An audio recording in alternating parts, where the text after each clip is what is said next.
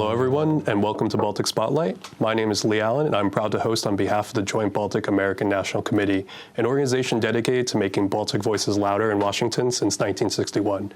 We would like to thank the Riga Graduate School of Law for hosting us in their beautiful library in the center of Riga's Art Nouveau district. And we not only have a great location, but we also have a great guest in Tomass Pildegovičs, who is currently advisor on security and societal resilience at the Latvian Ministry of Foreign Affairs.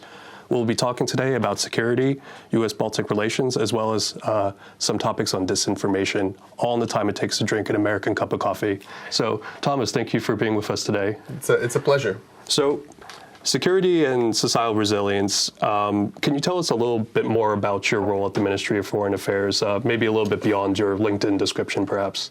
Good. Yeah, let's not focus on LinkedIn descriptions, by no means. So I joined the team of Foreign Minister Pildegovičs in last May. So I believe it's now about 8 or 9 months that I've been at the ministry. I have to say it's felt like 9 years, not 9 months, just because of the intensity, the pace of events. It seems that every week brings a whole series of new challenges and different types of foreign trips and engagements, and part of it is due to the, let's say, personality and energy of the foreign minister, Pildegovičs. She, I would say, is very demanding and very proactive, kind of, which is, I think, a very healthy and necessary mindset for this age. But on the other side, it's also the demands of the job of the foreign minister and of working on the team. So I am not kind of a ministry insider. I was brought in from the outside, hopefully to offer, let's say, a fresh pair of eyes, maybe, at some of the systems, some of the processes, some of the way things have been done at the ministry, because the minister is herself a career diplomat. Our team is small, but I've really come to value the opportunity to learn from experienced diplomats who have been, posted all around the world, who really have a wealth of experience. The kind of area of security and societal resilience, as you can imagine, it has taken on a whole new light, especially since the beginning of Russia's full-scale invasion of Ukraine. We often get the question here in Latvia and the Baltics, are you afraid of war? And I think an answer to that would be, if you mean conventional war, if you mean kind of artillery raining from the sky and fighter jets bombing cities, then I would say no. As of now, we do not face a direct military threat, mostly because Ukraine is very successfully, very effectively fighting on behalf of all of us. Russia is in no position to conventionally threaten or attack NATO or any NATO member state. At the same time, war is already ongoing. I mean cyber war, I mean disinformation war, I mean increased sabotage of critical infrastructure. I'm sure you've been seeing this in the news, attacks on our undersea critical infrastructure in the Baltic Sea. We see sabotage of GPS signals. We see an artificial migration crisis created at our eastern border in an attempt to put pressure on our services to destabilize the security situation. So what we're really seeing is that Russia is exploiting this very ambiguous, very thin boundary between war and peace in an effort to destabilize our societies. And I suppose, how would you compare these disinformation channels or this hybrid warfare going on in the Baltics versus the United States? And what lessons do you think the U.S. can take away from these disinformation attacks on the Baltics? Well, of course, both the Baltics and the US are subject to these sorts of attacks, are subject to foreign interference and hostile disinformation. Both the Baltics and the US are open democratic societies that these authoritarian regimes try to influence, both in terms of election interference. This is something that we have clearly seen, both through the use of online platforms. The reality in that sense is quite similar in the Baltics and the US. Unfortunately, the role of traditional media is declining. Traditional media, smaller, trustworthy local region media outlets are struggling to survive in this financial ecosystem, in this kind of advertising market. So online platforms are increasingly taking on an even greater lion's share of the way we consume information. So this creates a whole new set of vulnerabilities. Where I would say there is one maybe key difference between the Baltic states and the US is that our societies have been instinctively, I would say, trained, instinctively conditioned to look out for this, for interference, for manipulation. This is not something new for us. This is something that we've been dealing with for now 34 years, basically, since the restoration of independence.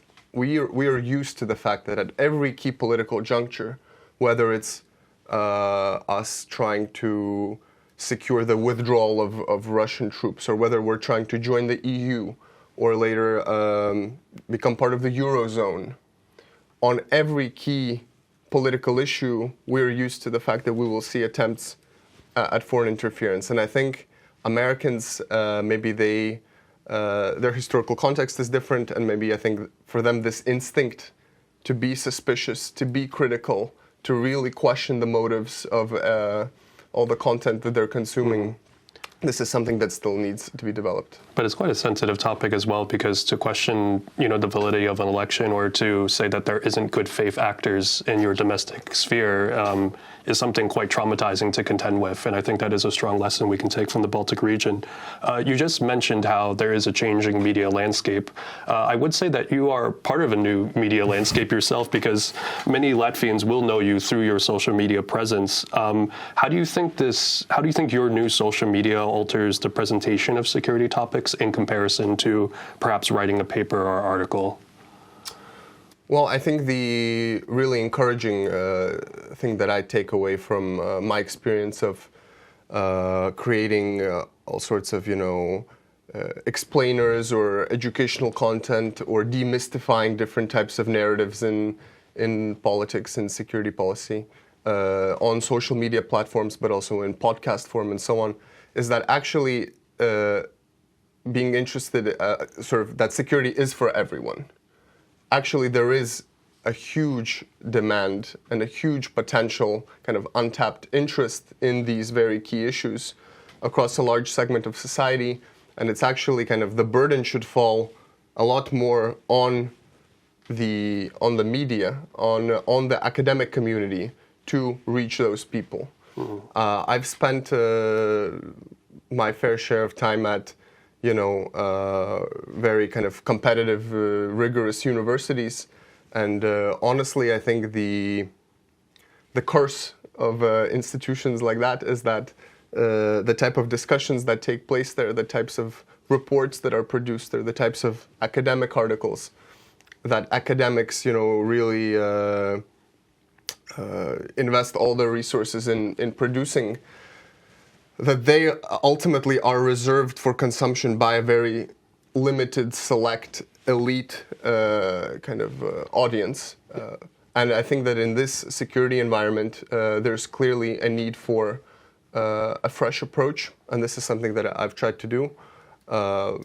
Honestly, I felt the need for it. I felt it as a calling. I was very motivated, but I could not have predicted the way it would gain kind of popularity at scale. So I guess some academics will count the number of citations their paper will have, and you say we need this new approach to reach out to a broader section of society that escapes that elite sphere. Yeah, I have to say this. I know this is not like a therapy podcast, but this is actually one of the reasons why I kind of became disillusioned with the prospect of pursuing a longer-term career in academia. So I did study at the bachelor, master's, and PhD levels. But the longer I went in this process, my intellectual curiosity persisted. It is still very much there. I really enjoy reading, sometimes enjoy writing, and it comes and goes, and I see the beauty of this process. But the fact that ultimately your output would be confined to, let's say, best case scenario, 2 maybe articles per year, this is something that that I would find quite difficult kind of to reconcile with my idea of achieving impact at this stage. And I think it's also a matter of writing an article within kind of this abstract field versus working as part of an institution to try to move the agenda forward and actually engage with the society. And I think it's commendable that you had your foot in both fields and that you get to do the choice. And perhaps when you retire, you can go back to the academic elites. Absolutely, and wear green velvet jackets with elbow patches. Yes. And all the good stuff. We're all dreaming of tweed suits and elbow patches. But this is the kind of the key point to kind of complete the loop is that now I get to continue this role of explaining key foreign policy issues, priorities, challenges, difficulties that we're struggling with, explain them to wider audiences, or even better, help the minister make sure that our foreign policy is conducted in dialogue with different segments of society, a dialogue that is not kind of performative just to tick some box, or maybe how before elections, suddenly politicians remember that there exist youth, and they suddenly go and they take selfies with young people to try to get their vote. Now we're not in any kind of election. We recognize that this is something that should not be an afterthought. So we go to Latvia's regions. Yesterday we went on a regional visit to Tomass, a city maybe about an hour away from Latvia, but it's like a regional industrial center. So we went to the local high school. We also met with elderly people with their local regional news outlet there. So this is something that we're really keeping a finger on the pulse. And I guess the last point on, I would say, communications is when you're publishing a social media, whether the activities of the Ministry of Foreign Affairs or your own personal accounts, do you have the domestic audience in mind, or do you have a foreign audience in mind who wants to see a proactive Baltic foreign policy? Well, I guess this is the beauty and the dual challenge of this job, is that the foreign minister needs to do both. On the one hand, the foreign minister is the person who communicates Latvia's interests abroad, our views, our perspectives, our concerns. So this involves both making the most of the opportunities provided by international fora, so different types of international security conferences. The Munich Security Conference will take place in February. Warsaw Security Forum. We ourselves host the Riga conference here. You should absolutely come in October. I think you would really enjoy it. But it also involves meetings of the EU foreign ministers, NATO ministerials. So on the one hand, there is obviously this international dimension, and on every trip where the minister goes, we really try to make an effort to speak to the media of that. Give an interview to the media of the country visiting, even if it's countries that maybe, you would think that their security concerns are different. Even more so, we have the duty to carry our message forth, to raise awareness about Ukraine, explain why the consequences of that war are not just some localized concern for Eastern Europeans, but explain the kind of international ramifications of this. And then there is the domestic dimension, because it's also the foreign minister's job to not just explain to our citizens why we're taking the decisions necessary, but also, I would say, involve them, really involve them in the development of foreign policy. We're not in the kind of 19th century anymore when international affairs or international relations was just the domain of some like kings and princes, where they would have the Congress of Vienna, where like 5 kings would gather, and then they would meet around a huge map, and they would carve with a sword some sort of territorial arrangement. We now live in an era where really foreign policy, security, resilience building, it's the duty of every individual. You really have to proactively put citizens at the heart of this effort, at the heart of the effort to build preparedness for different types of situations. So really, there's both of these dimensions. But I guess that's the beauty of living in democracy, is that even in some institutions that sometimes people may think are insulated from the people, and in actuality, you still have to engage with your civil society, still make the arguments. I know recently here in the U.S. Embassy, they do a lot of outreach to Latvians to try to get them engaged, whether it be through book club forums or events themselves. So the fact that we are democratic societies, we need to make that outreach happen. Yeah, and we really feel the kind of also the demands of this kind of democratic accountability of feedback. Mm-hmm. By no means are we insulated from criticism. On the contrary, as you imagine, there are so many really controversial issues. The Middle East conflict, issues of sanctions, where we sometimes have different types of interests or different types of sectors of society promoting their interests and so forth. So really, it's a constant dialogue, and it requires constant vigilance to include people in consultations, to hear their concerns, hear their grievances, decide if they're legitimate mm-hmm. Or not, and how to act upon them. Yeah. And speaking of dialogues, we are the Joint Baltic American National Committee, so we are interested in the Baltics' engagement with the U.S. You recently returned from a trip to the United States, where you met with some congressional offices, such as the new chair of the House Foreign Affairs Committee, Representative Brian Mast. I guess I wanted to hear about your takeaways from your trip to D.C. How do you measure the temperature of the 119th Congress and how they're approaching the U.S.-Baltic relationship? And also, is that similar to some of the think tanks you visited as well? So, of course, we're now speaking after the inauguration of the 47th President of the United States, and already key members of his administration have been confirmed in their appointment. Of course, we're hearing all sorts of different signals in the media and different types of announcements, but really in Latvia, in the Baltics, I think our stance, our message is clear. Rather than, kind of overthinking or hyperventilating about different scenarios and what could happen, we are really going to actively engage with the U.S. Across the board of the new administration and Congress and other stakeholders.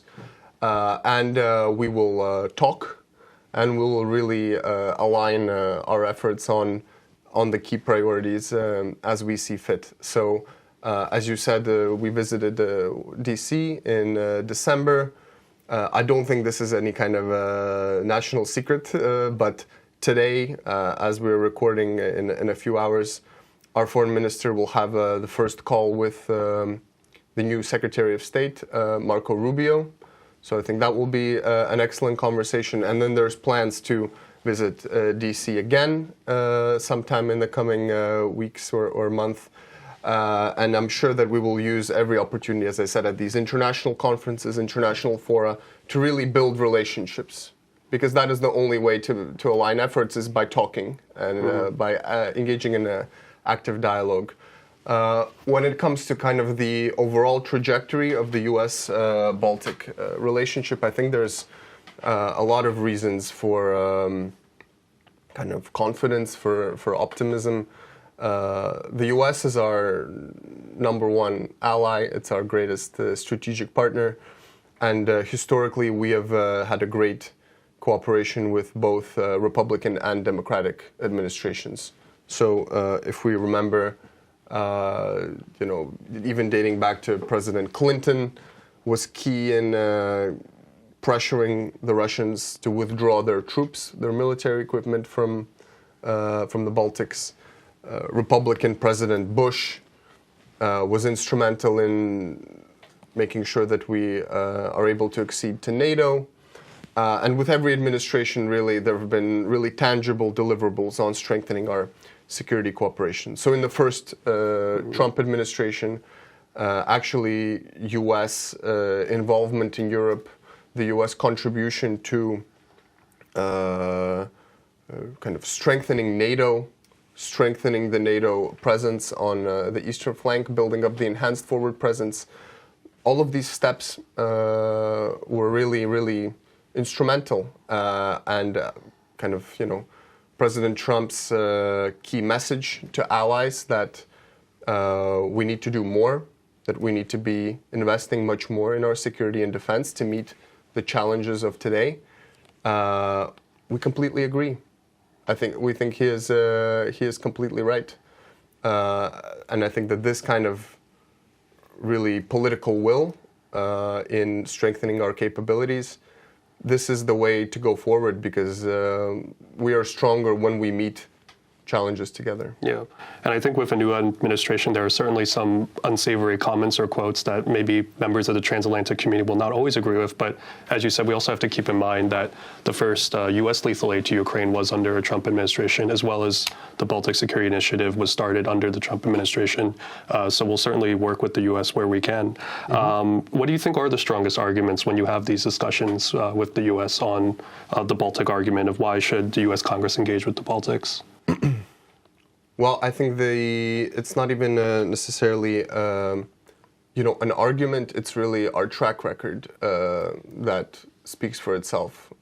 I think the U.S. has no more kind of committed, more principled, more dedicated allies than the Baltic states. We are really trying to not just talk or convince or plead or beg. We are trying to lead by example on all of the key issues, as we said. Defense, border security, supporting Ukraine, all sorts of, we're building up transatlantic cooperation in new and emerging technology, in 5G and 6G, in energy security, green tech, AI. So I think that the key position on our side is that we are part of the solution. We are not there to kind of just make up the numbers. We're not some sort of demandeurs asking for something. We're really part of the solution, because even a country as strong as the United States, what sets it apart is its allies.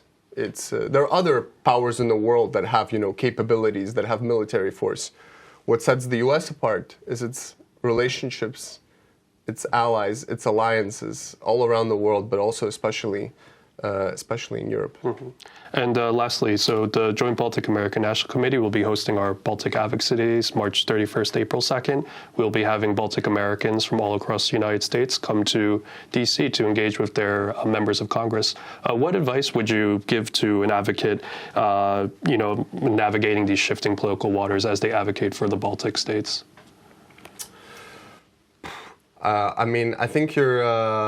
I think you're doing a great job, I have to say. So I don't think I have some sort of, really criticism or something like this. I think really the key is to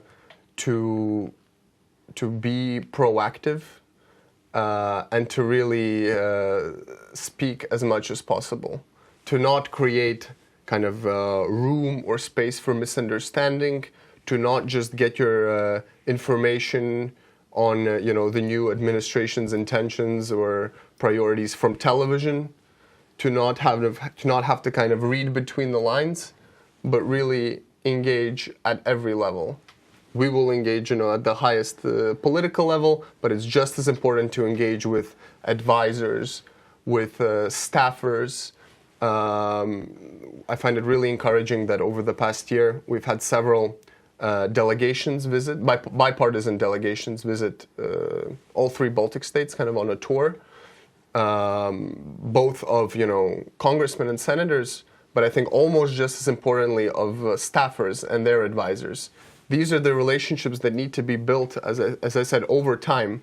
This is what makes the U.S.-Baltic relationship so strong, is that it's not some sort of, just opportunistic connection that suddenly, the Balts, we find ourselves in a challenging security environment, and suddenly we are, reaching out and trying to whip something up. No, this is a relationship that we've been building for more than a century. Well, thank you, Tomass, for your comments, and also for any Baltic Americans, please do come to our Advocacy Days, March 31st to April 2nd. As Tomass just mentioned, engaging with staffers at all levels is essential to ensuring that the U.S.-Baltic relationship will be successful in the future. With that, Tomass, thank you very much for joining us on Baltic Spotlight. Thank you. Thank you for listening to Baltic Spotlight. To stay up to date on upcoming spotlights as well as advocacy opportunities, follow us on Instagram at JBANC Baltics, Twitter at JBANC Chatter, or email jbank@jbank.org.